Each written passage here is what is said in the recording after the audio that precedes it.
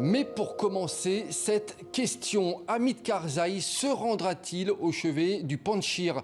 Selon nos informations émanant de la résistance sur place et des talibans à Kaboul et de diplomates, l'ex-président afghan Hamid Karzai aurait été mandaté par le nouveau régime pour négocier avec Ahmad Massoud, le chef du Front National de Résistance. Information toujours au conditionnel car pas encore officialisée.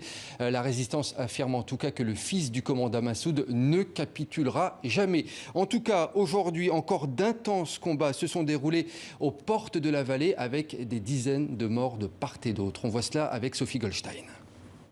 Difficile de savoir qui tient la corde dans la vallée du Panjshir.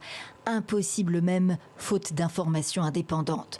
Ce que l'on sait, c'est que des combats meurtriers se déroulent depuis plusieurs jours entre anti-talibans et talibans sur fond de guerre de communication. Vendredi soir, tir de joie dans le ciel de la capitale afghane. Les talibans annoncent la prise du Panjshir. Dieu soit loué, le Panjshir a été capturé. Démenti formel d'un représentant de la résistance, nous l'avons joint ce samedi matin. La vallée du Panjshir n'a pas été capturée par les talibans. C'est de la propagande.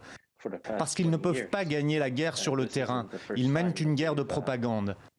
La résistance se poursuit au Panjshir. Le Panjshir ne se rendra pas aux agresseurs. Les dirigeants du mouvement sont toujours dans le Panjshir, ajoute-t-il. La situation est difficile, admet Amroullah Saleh, l'ancien vice-président afghan. Ahmad Massoud insiste, lui, qu'il ira jusqu'au bout dans son combat pour la liberté et la justice, alors que l'annonce d'un gouvernement afghan est une nouvelle fois reportée. Le report de l'annonce d'un gouvernement est lié à la situation dans le Panjshir.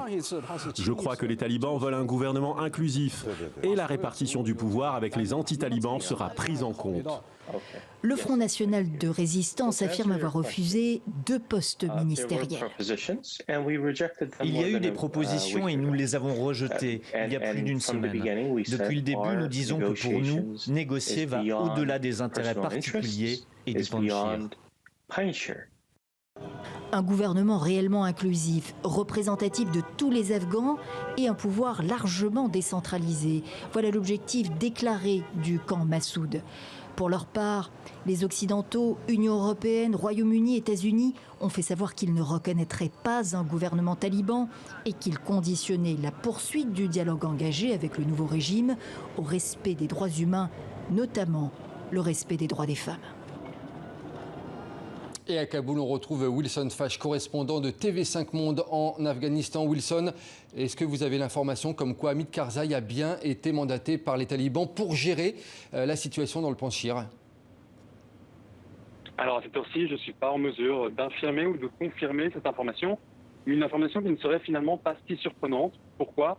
Parce que Hamid Karzai a vraiment fait un véritable retour en politique ces dernières semaines depuis la chute de la République. Ça a été un peu la surprise de ces dernières semaines.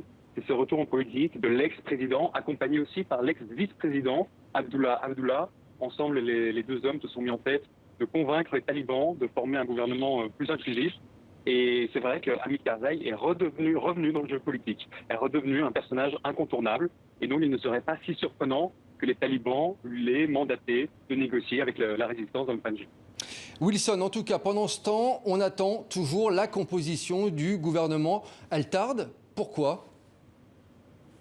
Eh bien justement, on l'a entendu dans votre sujet, ce serait à cause des combats dans la vallée du Panjshir, c'est cette ultime bulle de résistance qui est menée notamment par les hommes du fils du commandant Massoud, Ahmad Massoud. Et donc ces combats-là auraient retardé l'annonce de formation d'un gouvernement. Ça, et puis certains médias ici parlent aussi de certaines dissensions entre les talibans eux-mêmes.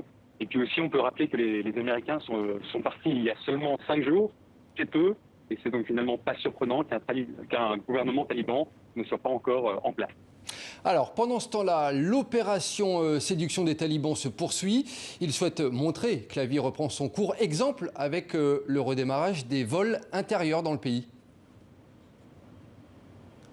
Et oui, à la reprise de vol des aéroports qui réouvrent, c'est toujours une victoire symbolique, et c'en est une pour les talibans. Ça montre qu'ils sont capables de gérer ce genre d'opération, et donc, in fine, ça montre qu'ils sont capables de gérer un pays. En tout cas, en matière de communication, ce qu'ils espèrent en retirer.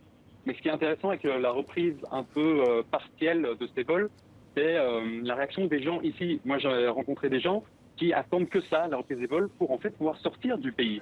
On le sait, l'évacuation menée par les Américains s'est arrêtée dans la nuit du 30 au 31 août. Et aujourd'hui, on a beaucoup de familles, beaucoup de dissidents, beaucoup d'ex-alliés afghans des armées occidentales.